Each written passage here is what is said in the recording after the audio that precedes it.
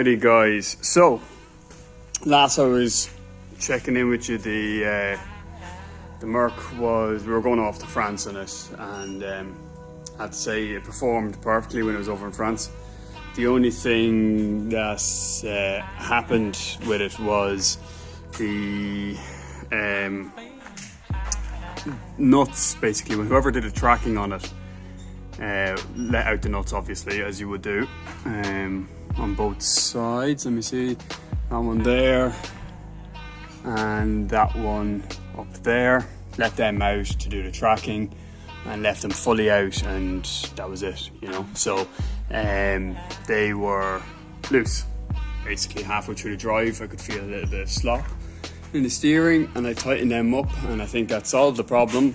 I imagine that has aged the track rod ends something significant, and that's the second time that I've had issues from that one tracking place.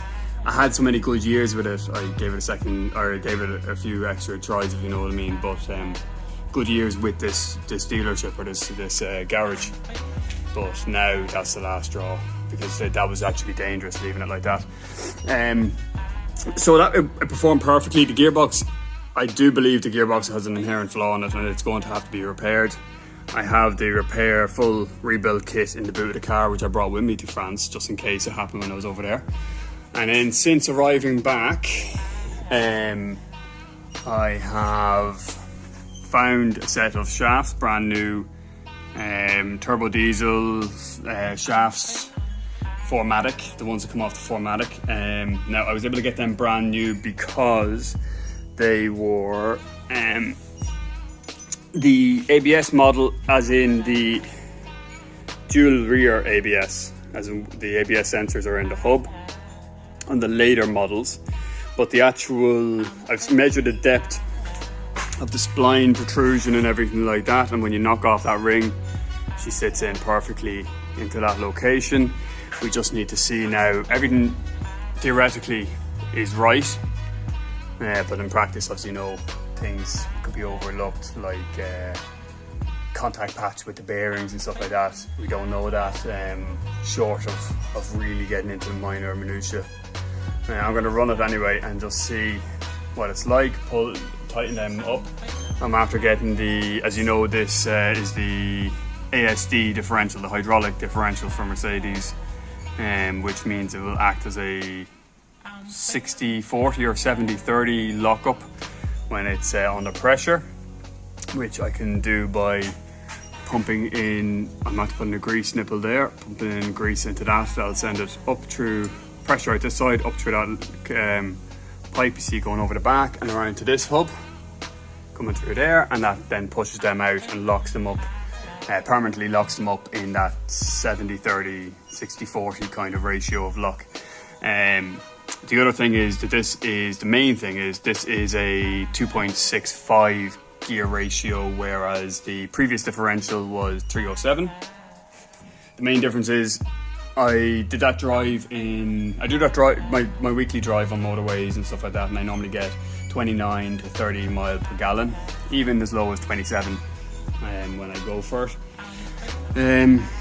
And when I was over in France, I was doing 6-hour drives, and it was coming in at 33, 34 at a push, mainly 33 point, 3, 4, something like that, miles per gallon. So that was the best I was ever going to get from that setup. Now I believe I will be able to get on that, let's say, same comparative run. I think my day-to-day I'll probably end up getting 33, something like that, from just changing this gear ratio at a guess. And I believe on the long runs I might be able to get up at 38, so that'll make a massive difference. Not only for that, it'll also make a massive difference because I drive a lot of motorway to my EGTs in the engine, because my revs will be lower on the motorway, which will be good as well. I don't know how it's going to feel to drive. So at the moment I'm very happy with the horsepower I have, but maybe because I'm lowering this differential ratio, my horsepower might have to be increased to make me feel like I'm getting in a quicker car, if you know what I mean. Just to have the responsiveness I want in a certain area.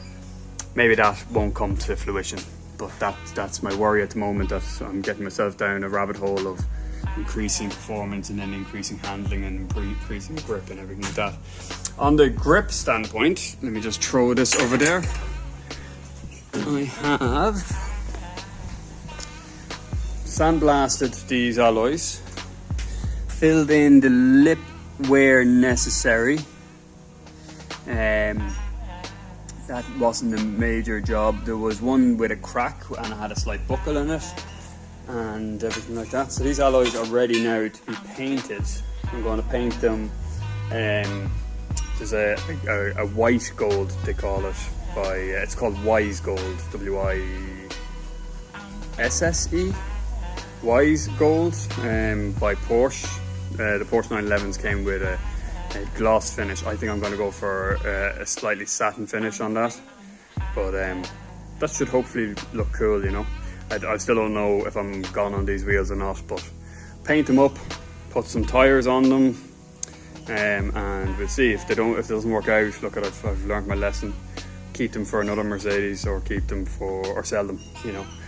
Anyway, so very happy with the way it performed.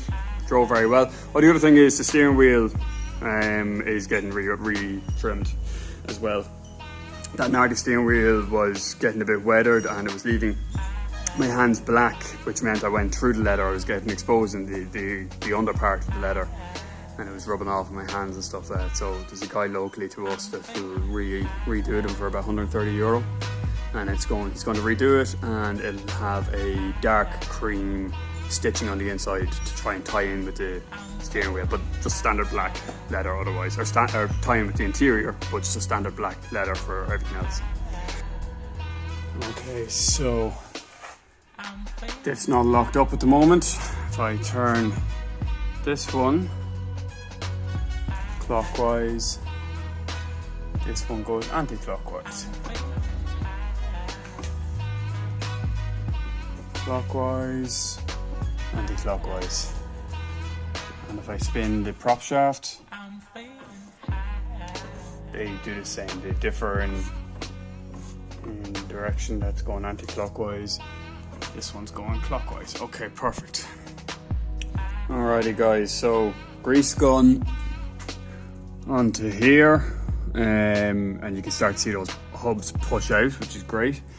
And I filled it up with 75/40, which is fully synthetic LS, as in it's limited slip developed, if you know what I mean. So that should be more than sufficient for this.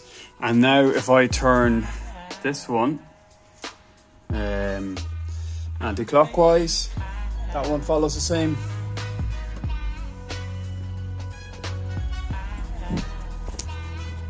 Now I do notice it's a lot harder to turn, but that's probably just because it is now moving through fluid, and also it's moving both wheels the same direction, so I imagine that will have an effect on it.